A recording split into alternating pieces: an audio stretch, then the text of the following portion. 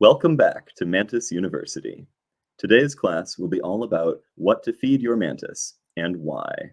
This is a subject about which much has already been written and said. There's a portion of that information which is incorrect, and a lot more of it which is situationally useful or useless. What we're going to focus on today is reliability, as in, I'm going to explain what feeder insects will give you good results almost all of the time, along with some of the biological and ecological reasons why. Today, we'll not spend a lot of time talking about bad or questionable feeder insects, which is a very complicated topic that we may cover in another video. If you don't hear me discuss a feeder choice today, though, you can assume that there are reasons it hasn't made this list of the most reliable and commonly useful feeder insects. Let's begin by addressing the fact that the order Mantodia contains a lot of diversity, with families and species specializing in different types of prey. Some mantises are virtual garbage disposals, able to feed on and thrive on almost anything put in front of them. Others show a strong preference for a few kinds of insects, but can learn to accept other prey with some help and will do just as well on these substitutes rather than on their favorites. Still, others are picky little divas who will only hunt one type of prey and would rather starve than lower their standards to catch anything else. Not that they have a choice, actually, because these specialists' digestive biology means that they will truly not do well, even if force-fed food that they're not made for.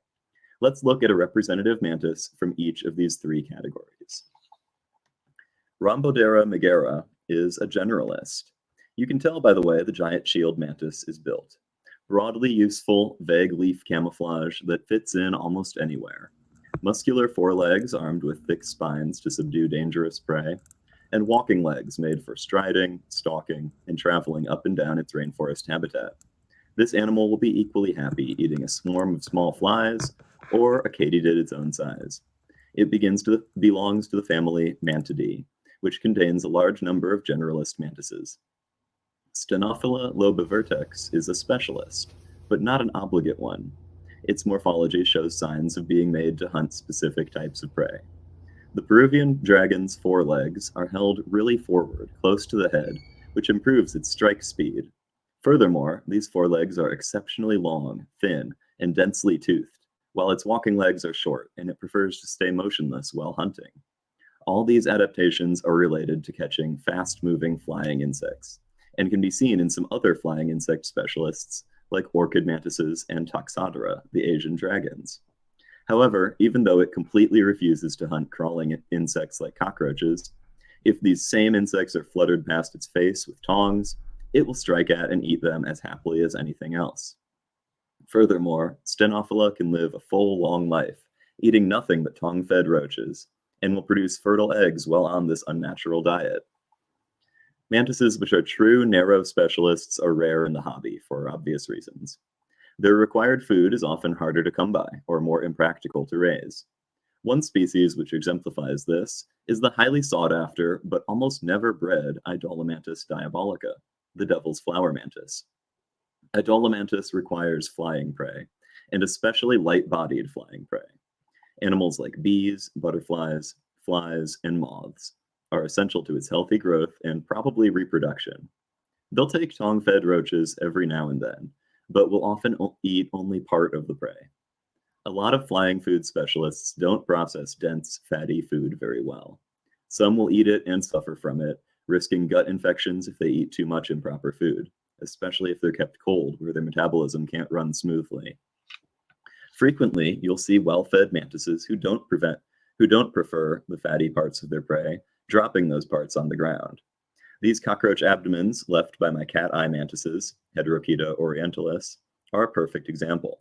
They'll eat the muscle and non-digestive organs, then drop the end or edges of the abdomens, even when they still have plenty of room left in their stomachs.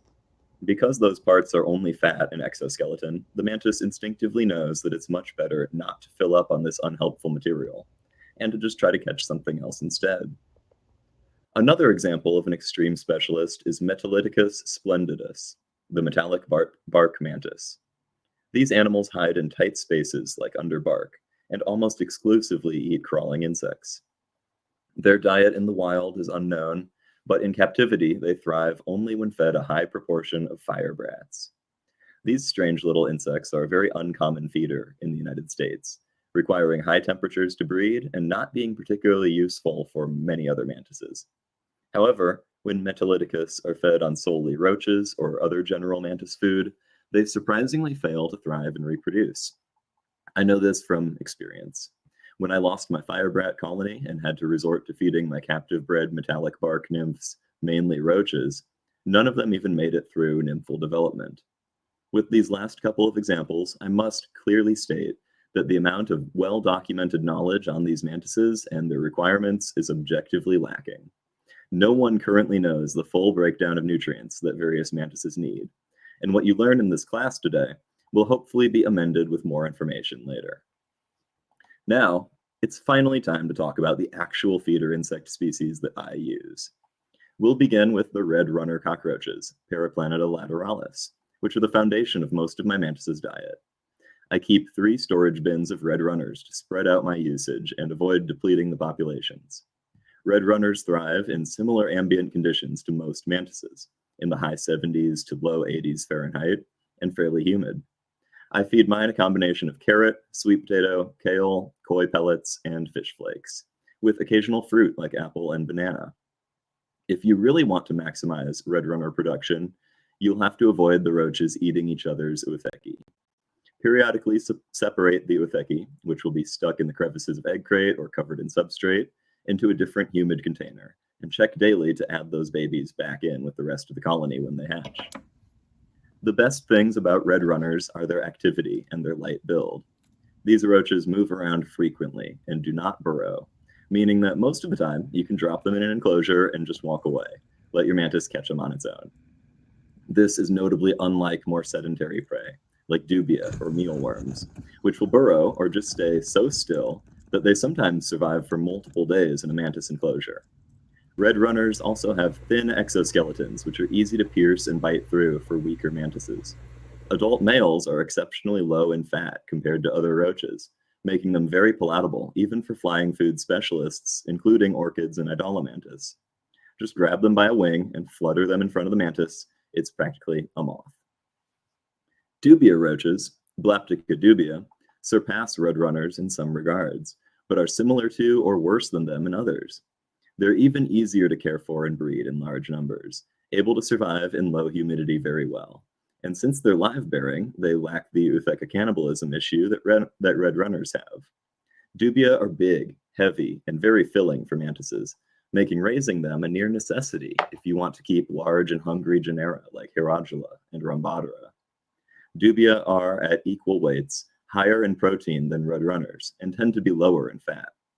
However, their very tough exoskeleton means that many mantises will not get to access all this protein, leaving portions of the legs uneaten and sometimes a lot of the abdomen too.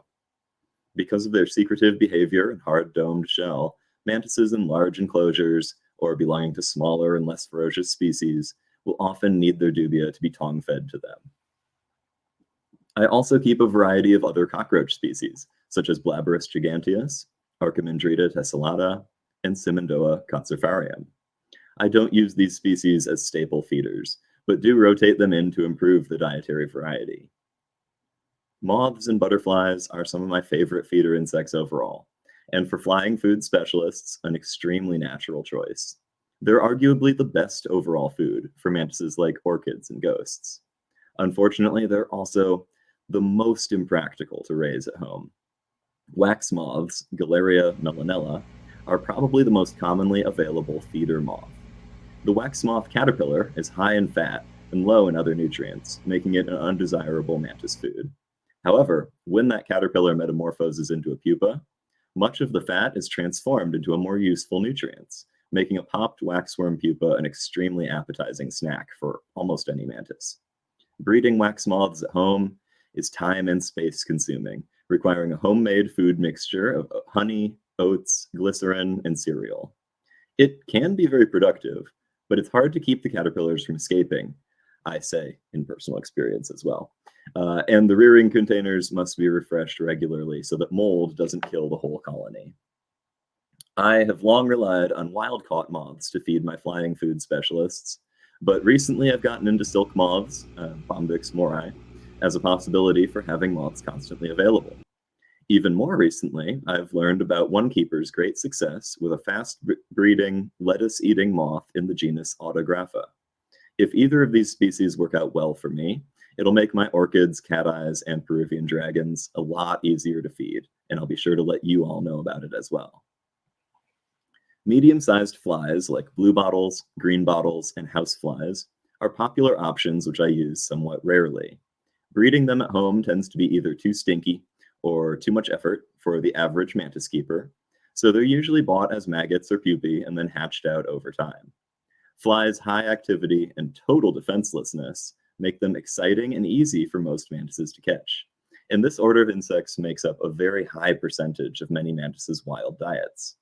Individually, flies are not very filling and mostly consist of the muscular thorax, and if the fly has fed and been alive for a while, maybe some small abdomen too.